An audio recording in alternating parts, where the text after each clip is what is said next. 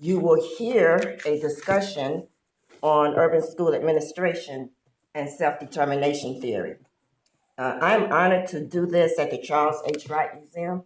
I met Dr. Charles Wright when he had the house, and he just had the house back then. I remember going into the house and he was setting up those African American artifacts then.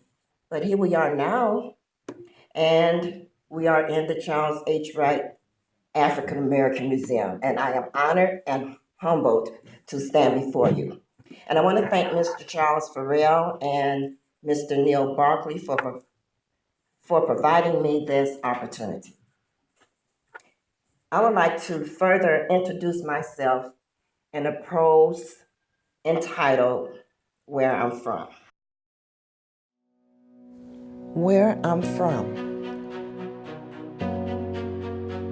My DNA says I'm from the Congo, Ghana, Togo, Senegal, and Nigeria. From ancestors I can only imagine through my mind's depictions. I'm from the institution of slavery and freed grandparents. I'm from the Reverend Rufus James Miller and Rutha Lee Craig, parents of the Black migration from South to North in America.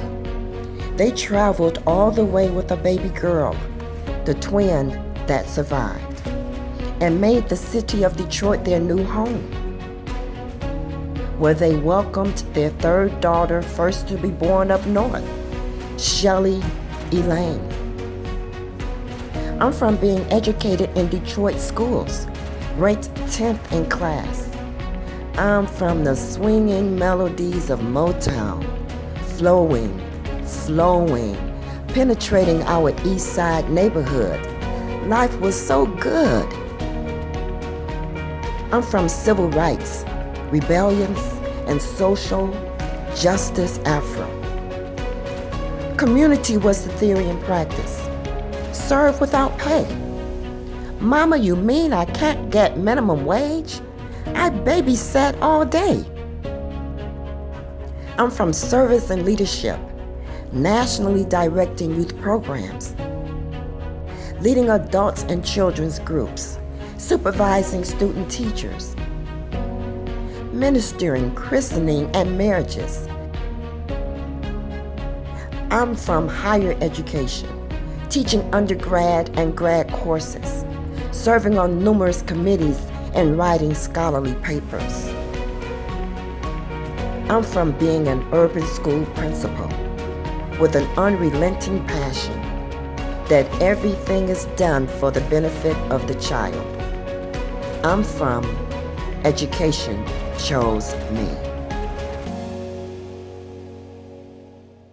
I have learned to place myself in context to better know myself.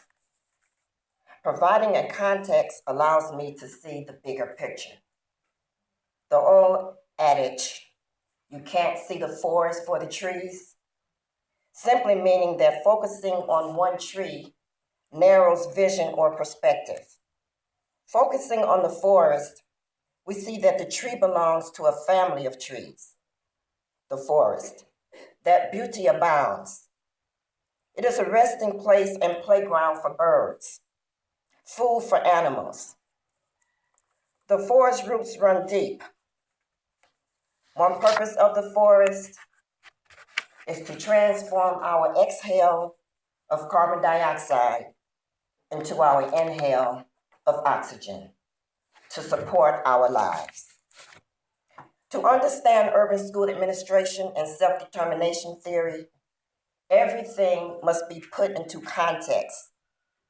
The context of what motivates human beings, as well as the context or the forest of urban school principles, and we will examine those in this session.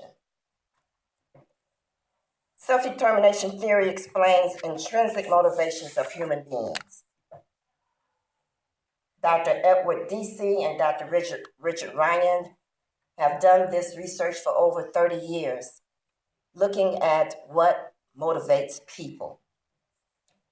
In schools, principals and teachers struggle with how to motivate those that they serve.